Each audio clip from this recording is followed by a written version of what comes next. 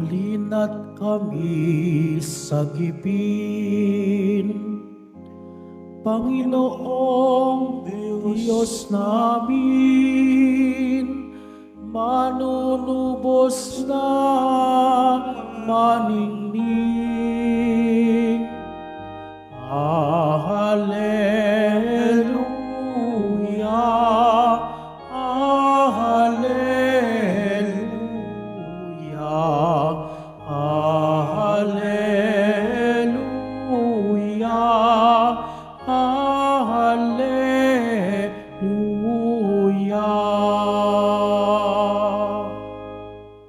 Sumainyo ang Panginoon. At sumayo rin. Ang mabuting balita ng Panginoon ayon kay San Mateo.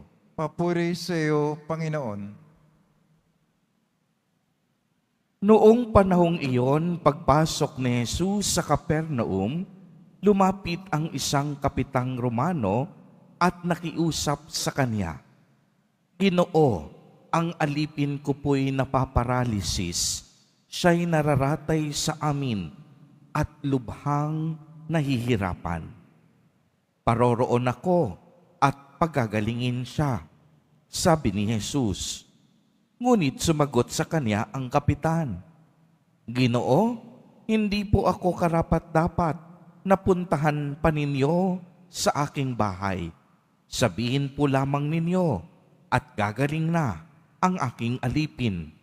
Ako'y nasa ilalim ng mga nakakataas na pinuno at ako naman ay may nasasakupang mga kawal.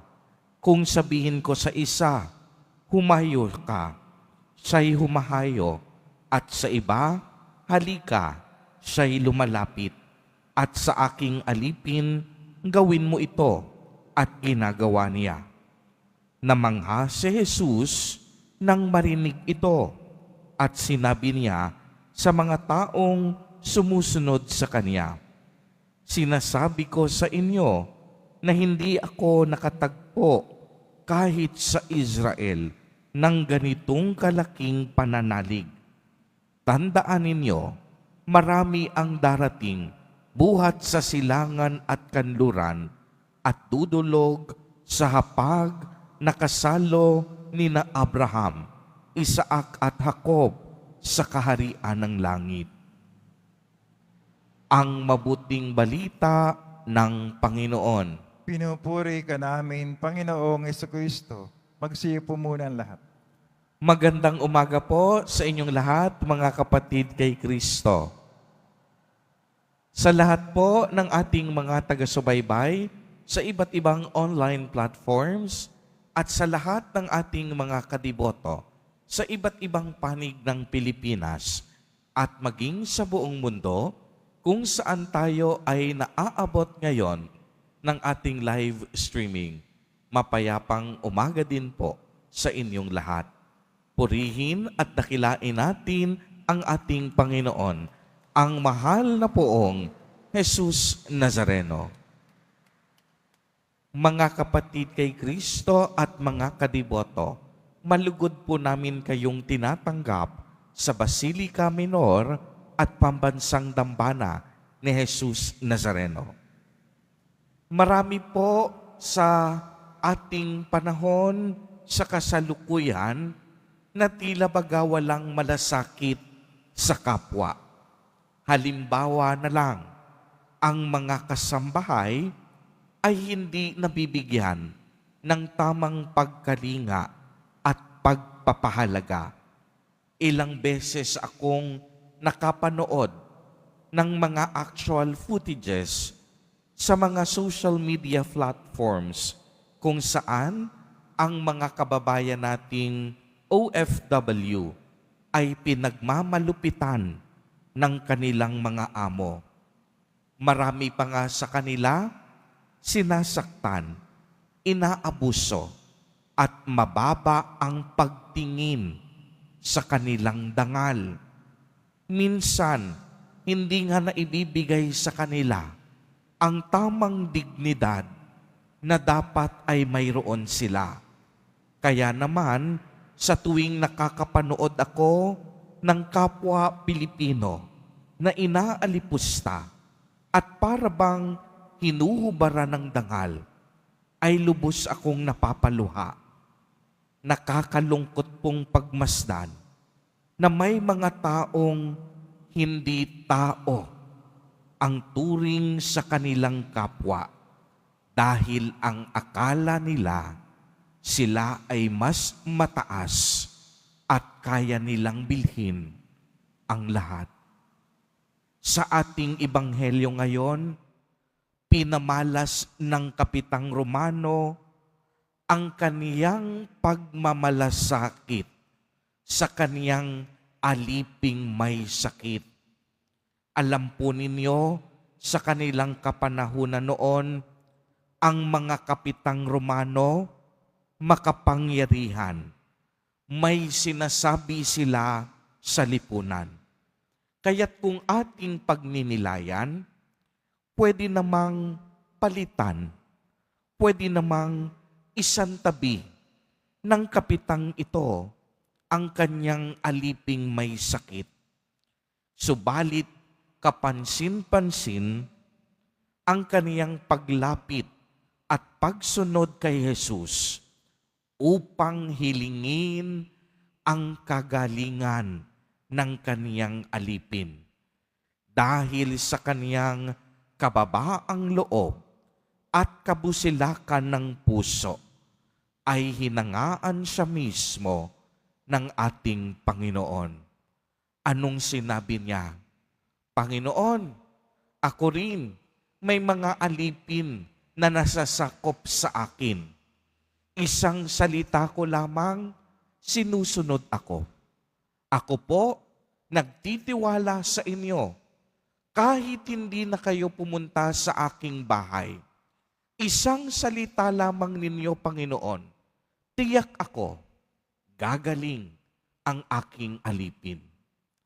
Ganitong pananampalataya ang ipinamalas ng Kapitang Romano. Nagtitiwala siya na magagawa ni Jesus ang lahat ng bagay. At dahil sa laki ng kaniyang paniniwala at pagtitiwala sa Diyos, naganap ang kagalingan sa kaniyang alipin. Hindi lang naganap ang kagalingan, subalit hinangaan din siya ni Jesus sa laki ng kaniyang pananalig. Sa atin pong mundo na punong-puno ng pagkamakasarili at punong-puno ng sarili, maantig nawa tayo sa kababaang loob ng Kapitang Romano sa Ebanghelyo. Hindi hadlang ang kapangyarihan at karangyaan ng kaniyang buhay para magmalasakit sa kapwa. Maraming pagkakataon na itinatapon natin ang maliliit na bagay. Ang akala natin walang kwentang buhay at maliliit na pagkakataon sa pag-aakalang wala silang pakinabang.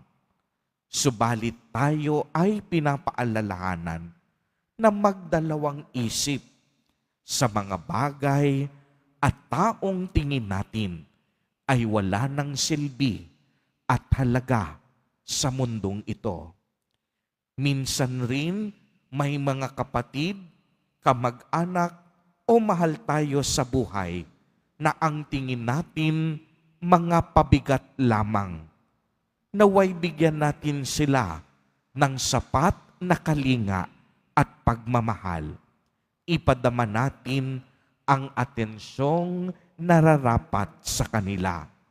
Huwag nating ipagdamot ang dignidad na mayroon sila bilang mga anak ng Diyos. At huwag nating kakalimutan, minsan may mga pagkakataon din sa ating buhay na ang akala natin, ang ating mga sarili, walang silbi. Minsan, ang tingin din natin patapon ang ating buhay at wala na tayong pag-asa.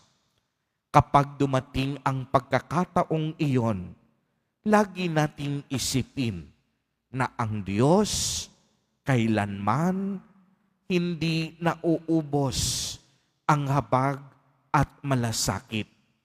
Naririyan siya lagi upang pagalingin ang ating pisikal na kahinaan at hilumin ang mga sugat na nagpapabigat sa ating mga damdamin. Mayaman man tayo o mahirap, profesional man o ordinaryong tao, maabilidad ka man o mangmang, may isang katotohanan na hindi natin pwedeng alisin. Mahal na mahal tayo ng Diyos at siya ay laging nagmamalasakit sa bawat isa sa atin. Amen. Purihin at dakilain natin ang ating Panginoon, ang mahal na poong Jesus Nazareno.